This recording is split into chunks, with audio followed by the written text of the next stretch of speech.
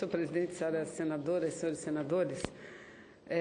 Daqui a alguns instantes nós vamos retomar o debate de uma das matérias que considero das mais importantes para o nosso país, que é a discussão em torno do projeto de lei 131, que trata de tirar a operação, a condição de operação exclusiva da Petrobras na camada de pré-sal. Um debate importante que eu espero que todos nós, senadoras e senadores, possamos estarmos focados numa questão que eu vejo como extremamente técnica e não deva ser tratada de forma política. Mas sobre o tema eu volto, porque inscrita estou, volto a falar no momento adequado. Nesse período, senhora presidente, eu gostaria aqui de dizer que e comemorar o fato da conquista do voto feminino e que nós estamos à véspera de mais um pleito eleitoral que deve movimentar intensamente o país. Parece muito oportuna a comemoração hoje do dia da conquista do voto feminino no Brasil, quando se completam 84 anos desse legítimo direito, senadora Ângela Portela. Vossa Excelência, e que bom uma mulher dirigindo o plenário quando eu faço um pronunciamento comemorando 84 anos da conquista do direito ao voto feminino. Faz-nos lembrar a grande assimetria que existe na representação dos gêneros no âmbito da política. Se muitos vangloriam o fato do Brasil ser o quarto país no mundo a assegurar os direitos políticos às mulheres, os críticos não se esquecem da forte estagnação, da desproporção da representação política feminina, que estacionou nos míseros 10%, em média, de mulheres ocupando cargos políticos nas assembleias, nas câmaras municipais, assembleias estaduais, do Distrito Federal e no Congresso Nacional. Segundo o Tribunal Superior Eleitoral, as eleições de 2012 consagraram a eleição de 8.287 mulheres, vereadoras e prefeitas, o que significa um pouquinho mais de 13% do total. Em 2008, haviam sido 7.010 eleitas, 12,2% do total. Nada sugere que as eleições vindouras desse ano de 2016 possam assegurar mudanças radicais nesse patamar. Os fatores de permanência dessa situação continuam muito presentes e atuantes. O mundo da política manifesta altamente misógino e pouco aberto à alteração no modus operandi dos pleitos eleitorais. As grandes mudanças legais e políticas que afetaram o Estatuto da Mulher brasileira sempre andaram juntas com a história da mobilização política. O próprio decreto de Vargas, que sancionou o direito de voto feminino em 1932, repercutia fortemente a longa tradição do debate sobre a questão no parlamento e na sociedade civil organizada. As demandas de representação política das mulheres eram tratadas no parlamento brasileiro como brincadeira, senadora Ângela Portela, e com muita ironia, em pleno século XIX. Mas este mesmo parlamento acolheu com muita seriedade a circunspecção da Constituinte de 1891, a discussão sobre a cidadania política feminina, contando entre os defensores da justa medida, afinal derrotada, políticos como o patrono do Senado Federal, Rui Barbosa. Não faltam exemplos de iniciativa do Legislativo da República Velha, versando sobre o direito do voto das mulheres.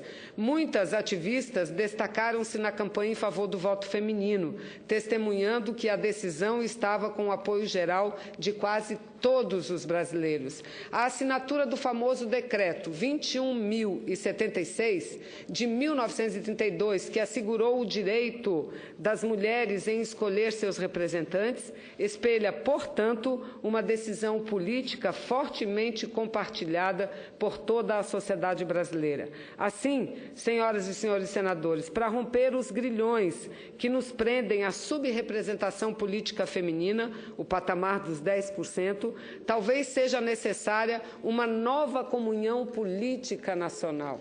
Eu repito, para romper os 10%, precisamos, senadora Ângela, senadora Ana Amélia, de uma nova comunhão política nacional.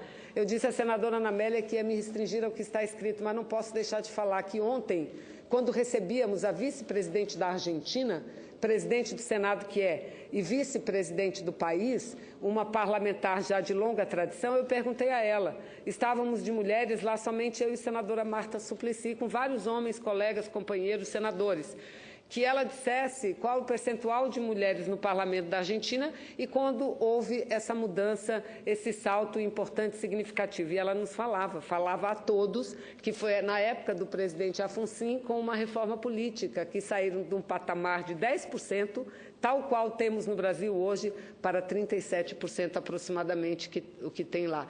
E dizíamos a ela, pois aqui no Brasil somos só 10%. E ela, hombres, o que se passa, hombres? O que se passa? Por que tão pequena representação? Então, veja, é uma situação difícil de ser sustentada perante o cenário internacional e mundial, porque somos os últimos. Entre todos os países, repito, aqui no nosso continente, no continente americano, só ganhamos para o Haiti, para Belize e para São Kitts.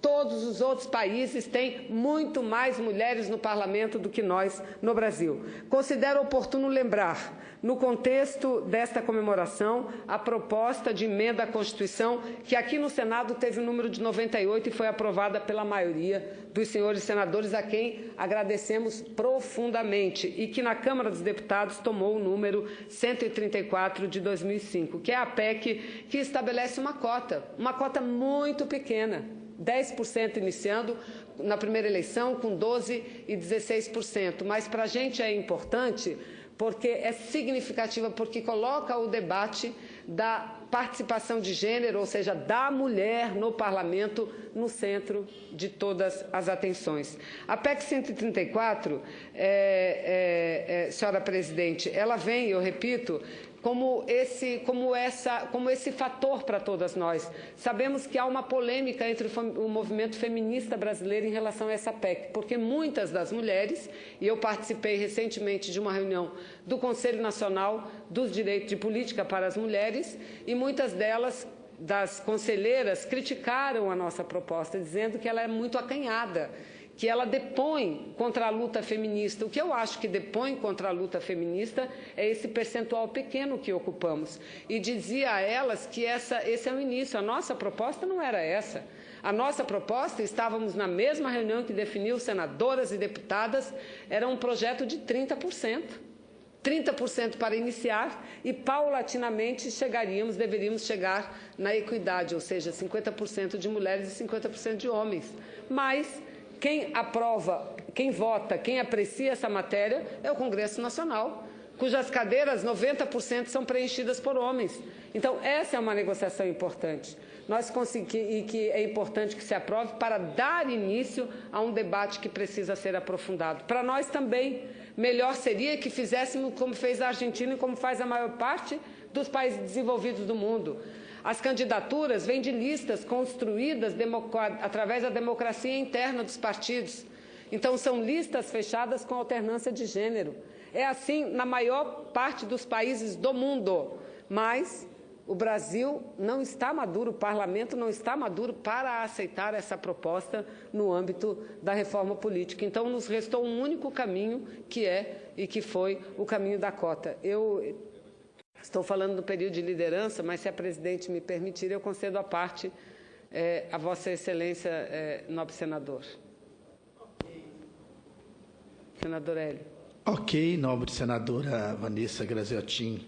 Vossa Excelência tem toda a propriedade para colocar esse assunto tão importante aqui na discussão. O mês de março, eu acho que é esse mês que a gente precisa comemorar bastante o empoderamento das mulheres na política e no esporte, né? Um projeto que Vossa Excelência, em conjunto com outros senadores desta Casa, teve a honra de apresentar e que eu fui o relator e que já aprovamos aqui e que está dependendo de uma aprovação na comissão terminativa da Câmara para a gente poder solicitar a presidenta para ver se sanciona ainda no mês de março. Eu tive a honra de fazer uma fala aqui anteontem, presidida pela nossa nobre senadora Ana Amélia, no qual pude discorrer sobre todas essas questões. O que você vem só a colaborar com o o que Vossa Excelência coloca dessa importância da participação da mulher na política, no esporte e em outras questões também, né? A mulher brasileira hoje ela é 54% da nossa população, então não tem sentido ter uma representação tão pequena na política.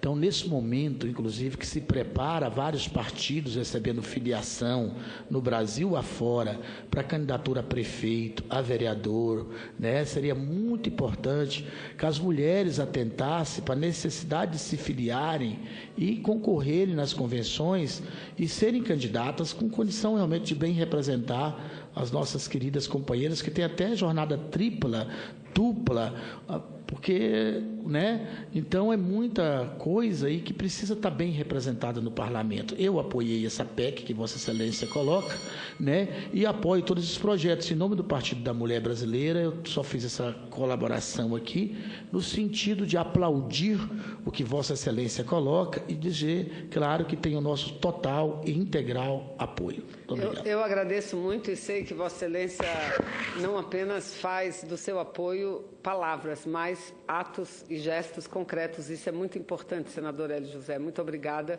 E defender a luta da mulher é defender a luta, como diz Vossa Excelência, da própria democracia e da justiça social. Muito obrigada, senadora Ângela Portela. Parabéns, senadora Vanessa Graziotin, nossa procuradora da mulher.